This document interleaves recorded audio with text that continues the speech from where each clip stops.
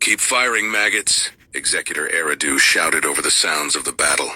His firing lines hid behind a deep trench across this damned world. Trenches. It was insulting.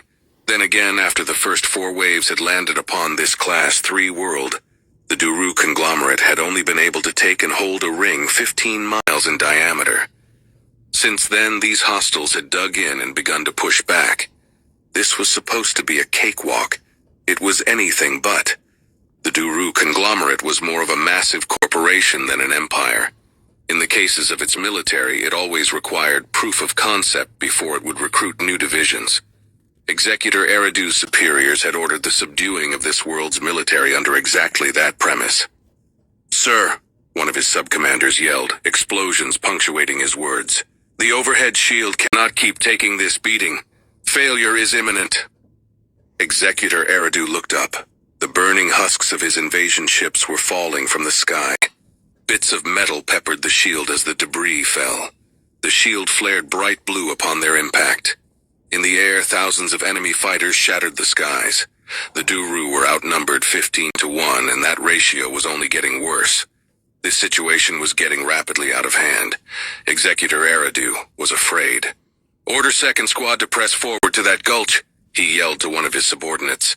The gulch in question was across a field that was so thick with the bright flashes of their enemy's combustion weaponry and an unceasing volley of artillery fire that it was almost impossible to see. The enemy themselves had advanced well past it. Their 20-foot-tall armored suits caused the ground to tremble. Eridu could see the fear in his soldiers' eyes. They fired, but the pulse rounds dissipated across the huge armored monstrosities. Their weapons were completely useless against this onslaught. "Keep firing," he screamed. "For the love of Erish, fire everything we have." The frontmost of the alien armored suits suddenly drew a long sword out from behind it. The thing was 10 feet long and thicker than Eridu's torso. The armored suit yelled something to its comrades, but Eridu had no idea what it meant. "Let's show these poor Xenos why picking Earth was a bad idea!" Its voice boomed across the battlefield.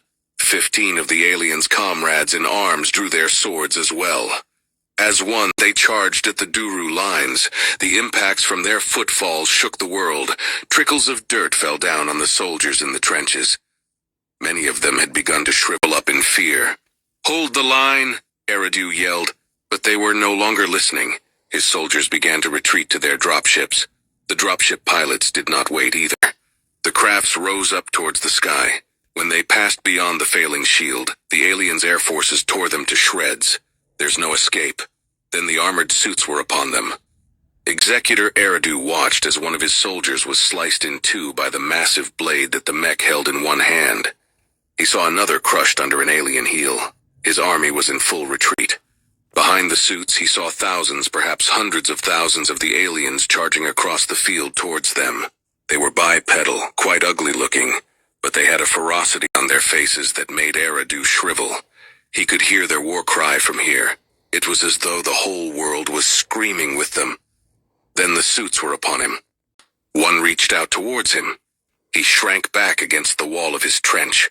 A metal fist closed around his torso and lifted him into the air. It held him suspended in the air. Eridu thrashed and kicked, but it was no use. Above them, the shield finally failed, and then all hell broke loose. The alien fighters and bombers blasted holes through his retreating formations. The screams of his comrades were cut short by unceasing explosions and gunfire. There is no escape. The armored suit's chest opened. Inside, Eridu found one of the aliens looking back at him. It had a brown cylinder that smoked on one end between its lips. It eyed him with disgust. Though Eridu had no idea what it was saying, the alien spoke. "What? Did you really think that you could waltz right up and declare yourself king? You think we'd lose that easily?" The alien gave Eridu a wide smile. "Welcome to Earth." The fist closed with a sickening crunch.